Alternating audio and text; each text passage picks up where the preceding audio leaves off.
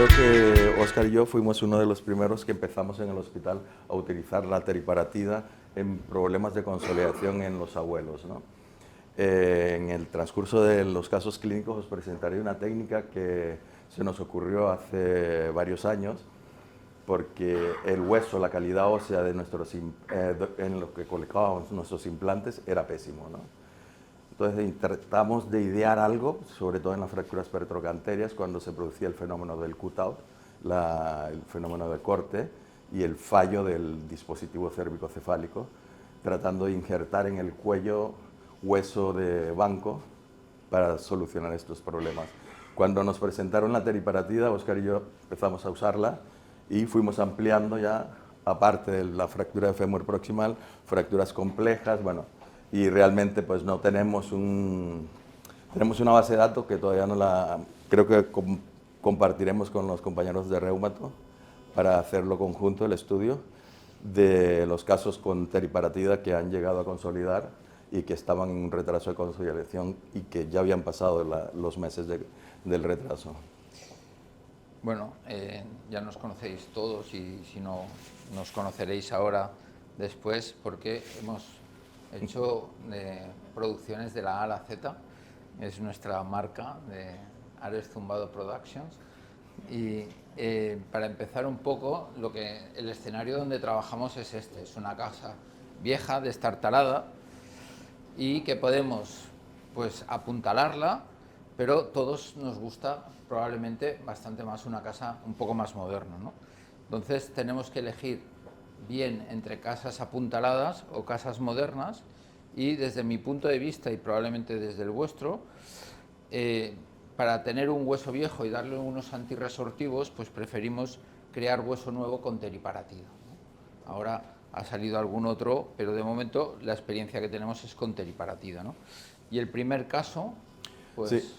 Este es un paciente de 89 años, pluripatológica. Cuando digo pluripatológica son de aquellas que dice, espero que no falle el clavo o que San Pedro se la lleve antes de que falle, ¿no? Porque tenía una cantidad de antecedentes patológicos importantes. Y nos llegó en esta situación. Un cutout con una erosión en el cótilo. Sí. ¿Vale? Este es el corte del TAC. Entonces, opciones de tratamiento. ¿Qué haríamos en este caso? La primera opción sería la retirada del material de osteosíntesis y la colocación de una prótesis de Moore. La segunda opción sería la retirada más una prótesis bipolar.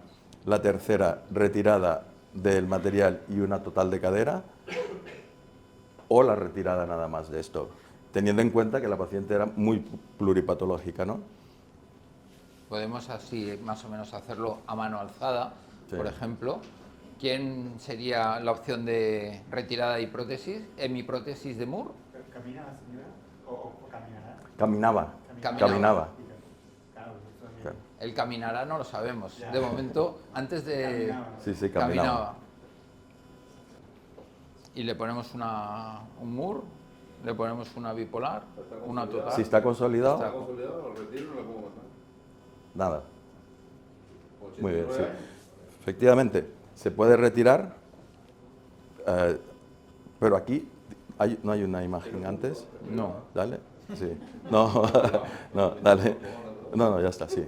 Entonces, no, en el TAC se ve ahí. En el TAC aquí se ve algo, ¿no? Que parece que no, pero bueno, se retira debido se retira. Ya, esto es la radiografía. Le dimos teriparatida. Sí. Y esto es a los 3 meses. Siguiente, a ver. Seguimiento al año. Y ya está. Ya está. Fue el primer caso en el que tratamos con teriparatida sin haber... Digo, vamos a ver, vamos a darle esto que ha salido, a ver qué pasa. Bueno, el segundo caso es una señora de 85 años también, caída casual. Y este es el posoperatorio sin haber apoyado el control radiográfico después de salir de quirófano y antes de decirle, bueno, que apoye. Este es nuestro ya, este es del clínico.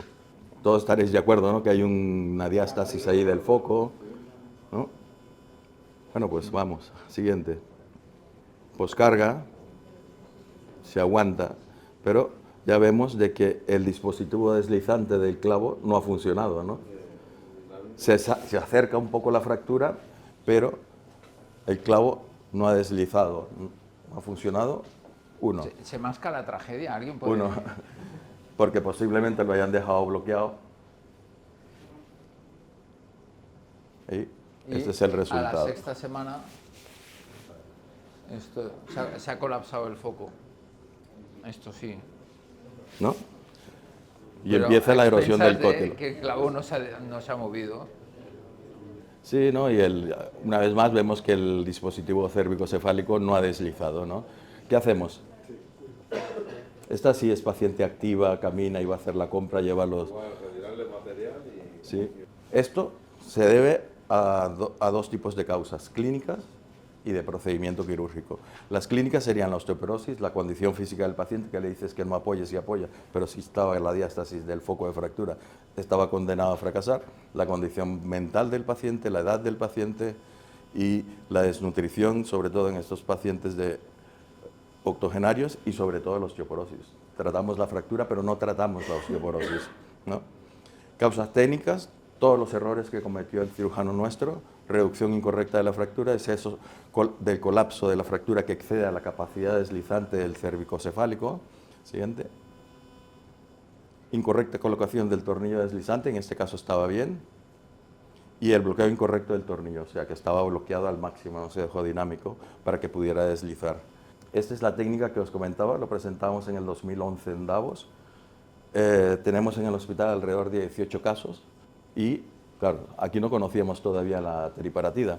Entonces, proponíamos el relleno percutáneo del trayecto del corte producido por el tornillo cérvico-cefálico mediante un cilindro de halo injerto córtico esponjoso bicortical y el relleno de la metáfisis con chips de hueso esponjoso.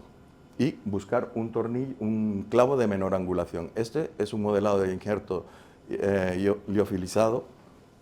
Siguiente. Esto es con hueso congelado. Vemos que mantenemos las dos corticales, ¿vale? Más o menos cogemos el diámetro del dispositivo cérvico-cefálico. Siguiente. Primero lo que vamos a hacer con la escopia es localizar el defecto del fenómeno de corte. Siguiente. Una vez que lo tenemos con escopia, con una aguja de Kirchner, le vamos dando hasta, dices, mira, entra por aquí, sale por aquí. Y posteriormente colocamos el taco de halo injerto. Esto fue lo que hicimos, cogimos un clavo de menor angulación con el relleno del defecto del fenómeno de corte. Estas son las imágenes, siguiente. Y aquí vemos el TAC, donde se ve el hueso de banco se reabsorbe también, pero conocimos a la teriparatida y lo que hicimos fue darle un formador de hueso para convertir el hueso osteoporótico en un hueso que protegiera nuestros implantes. El caso 3 es una paciente que se cae, tiene una fractura de cadera y le colocan este clavo en 2014, ¿vale? Son casos así ya granaditos y todo sucede bien, pero nadie se acuerda de que hay que formar hueso, ¿vale? En el 2018 está todo consolidado, está todo bien, pero nadie le dio ningún tipo de tratamiento a la paciente y en el 2018 presenta este tipo de fractura, ¿vale? Por tanto, hay veces que hacemos unos tratamientos, usamos unos implantes y pensamos que ya nunca más va a pasar nada, pero desafortunadamente nuestros pacientes no los hemos tratado bien. Hemos hecho una buena cirugía, pero el paciente no está bien tratado. Por tanto, hay que crear hueso y luego mantenerlo, como nos han explicado los compañeros de reumatología, sobre todo, pues darle un buen tratamiento y luego darle para que no se vuelva a romper, porque ahora sí que tenemos un problemita un poco más difícil, ¿no? En este caso se solucionó colocando una placa, pero aún así hay pacientes que insisten y que no los podemos salvar de sí mismos, ¿no? Porque estos pacientes en el 22 se vuelven a caer y se vuelven a romper. Por tanto, tenemos unos problemas importantes con estos tipos de pacientes y que sobre todo no es hacer bien la cirugía, colocar bien el clavo y que todo enganche y que la fractura consolide y ya está, sino que hay que insistir en el tratamiento del paciente en general, ¿no? Esto es como un poco, yo a veces lo asimilo a, hace unos años pues se empezó con las heparinas y poco a poco se han ido extendiendo y ahora si no pones la heparina es un delito, ¿no? Pues probablemente la osteoporosis existe, la hemos de tratar o bien nosotros o derivar a alguien que la trate, pero tenemos que cuidar de los pacientes de forma integral, ¿no? Este es el cuarto caso que os presentamos, que es una paciente que está diagnosticada de osteoporosis en el 2006, ¿vale? Y acuden en abril del 2018, o sea, 12 años después, con este tipo de fracturas. ¿Alguien puede decir algo de esta fractura o no? Puede ser, ¿no?, que coincida un poco con un patrón de fractura típica por un poco de los bifosfonatos, ¿no? Quizás un poco más alta, ¿no?, para considerarla típica. Y se le hizo esta osteosíntesis. ¿Creéis que está bien o volvemos a mascar la tragedia? Lo que se llama una reducción subóptima, ¿no? Y el clavo se quedó un poco corto, ¿no? ¿Aguantará? ¿Petará? ¿Veis algo más? Ahí embrocado, muy bien. En estos casos... Estos casos, de momento, no me chafes el caso. No, La señora, al cabo de 2 ¿lo ha meses, visto? presenta una fractura periprotésica, perimplante, que, ostras, ¿qué ha pasado? ¿Qué ha pasado? Nadie se había dado cuenta en la sesión, exceptuando doctor Campuzano, en que se había brocado, no se había dejado el tornillo. En estos casos, cuando se broca, es mejor dejar el tornillo. Si ya lo has fallado, pues has debilitado 2 corticales, pero si dejas el tornillo, previenes la refractura, ¿no? Y bueno, pues esto es una de las cosas para poder aprender que, aparte de, bueno, pues tema de hiparatida y todo esto, pues hay que intentar hacer bien la cirugía porque podemos tener algún que otro problema, ¿no?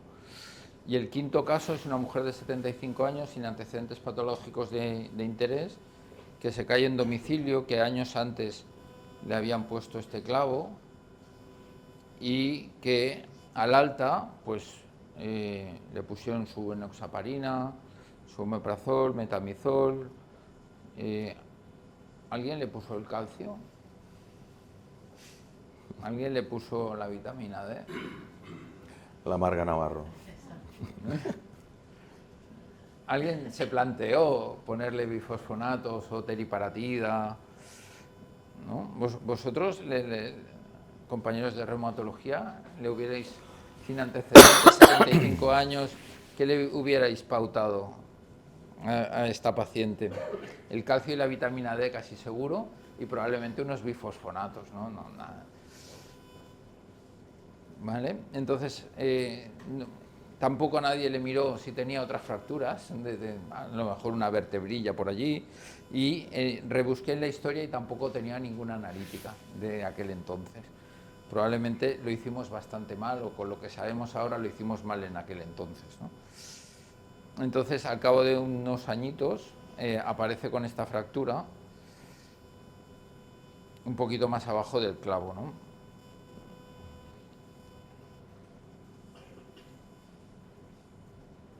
Si se ponen los vídeos.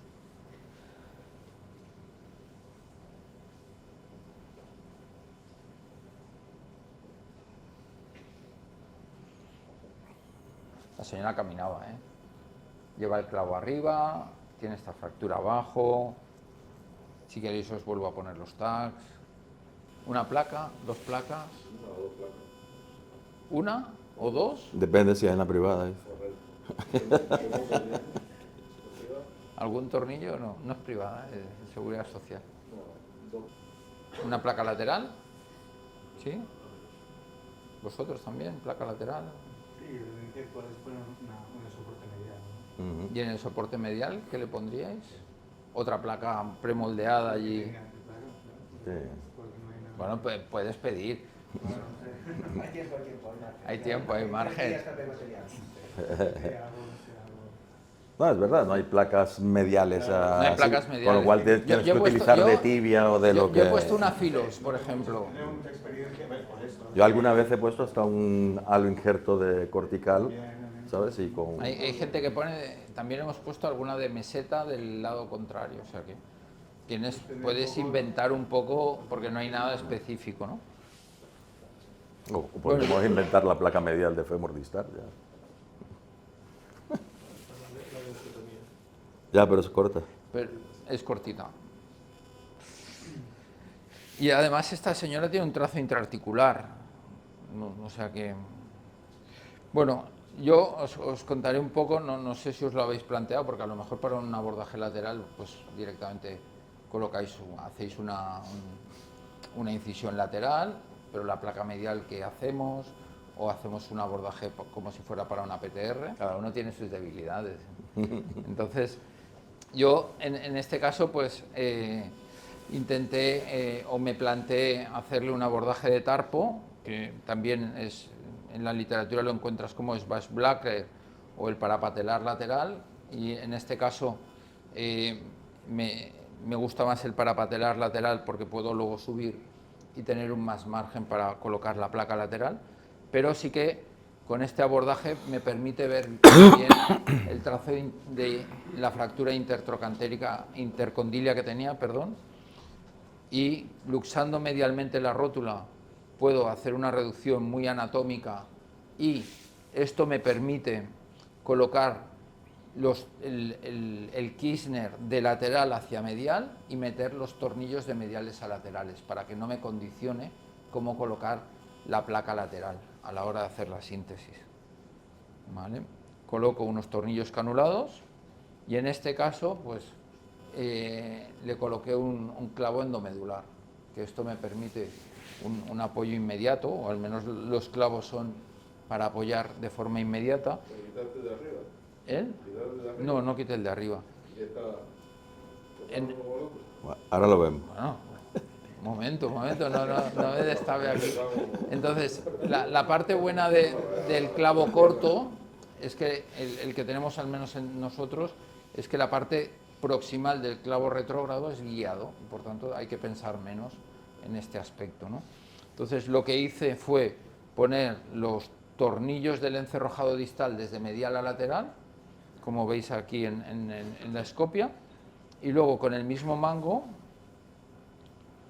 lo aflojo y giro el mango para que pueda encerrojar de lateral a medial con un solo cerrojo. De esta manera consigo tener la parte distal ya bloqueada al clavo, le puedo dar tracción para que no me quede el miembro muy acortado respecto a la pierna lateral, ¿vale? Tampoco hay que darle distracción para la fractura, pero sí que permite jugar en ese aspecto en cuanto a la tracción, y tienes todo el macizo de los cóndilos para traccionar de él, y encerrojas desde lateral de forma guiado el clavo corto de fémur que le has puesto. Es un clavo recto.